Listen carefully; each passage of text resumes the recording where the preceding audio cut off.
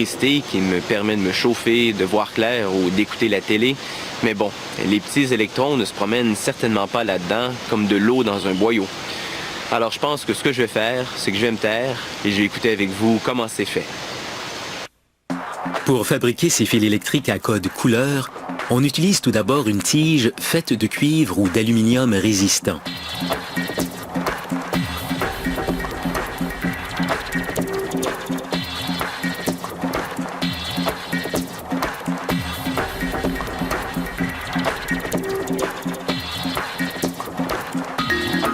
Dans cette machine, la tige traverse une série de poulies et de filières lubrifiées qui l'étirent, l'allongent et l'amincissent pour finalement l'enrouler autour d'une grosse bobine.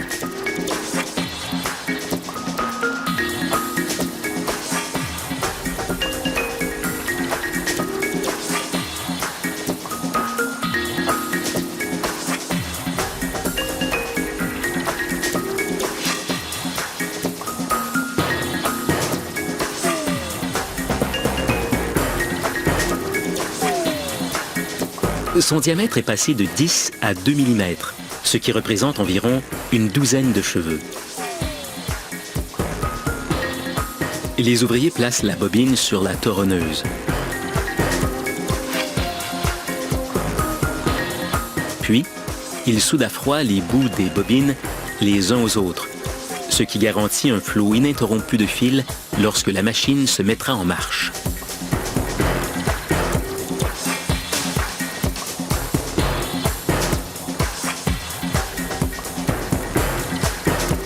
À grande vitesse, la toronneuse entortille 7 fils ensemble. C'est ainsi que se forme le conducteur électrique.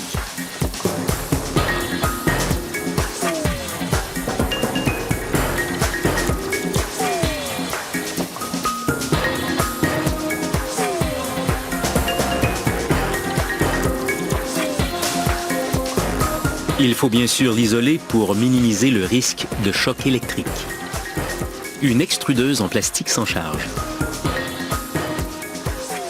Elle enduit le conducteur de polyéthylène. Voici à quoi cette substance ressemble dans sa forme originale.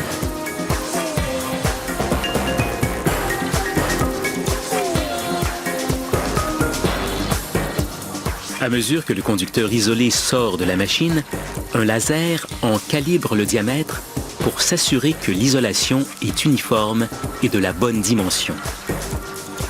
Le processus d'extrusion a chauffé le conducteur. Il faut donc le refroidir. Quelquefois, on entortille plus d'un conducteur ensemble.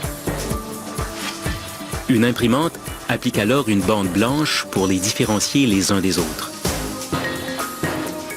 Le client qui commande les conducteurs spécifie toujours la couleur de l'isolation. Il la choisit non pas selon ses humeurs, mais d'après le code couleur qu'il souhaite pour son filage électrique.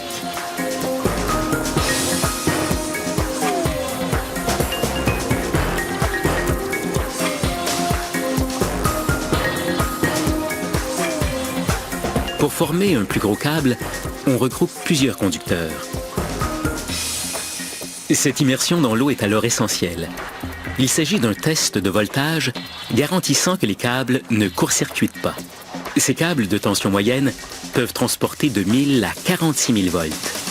On les utilise pour les lignes souterraines et on les isole de la même façon que les câbles à basse tension que nous avons vus précédemment et qui transportent l'électricité du poteau électrique aux maisons.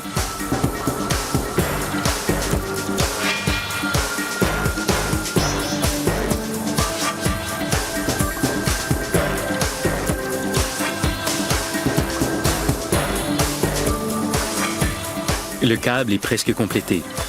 Reste à imprimer la date de la fabrication, le voltage et toute autre information demandée par le client.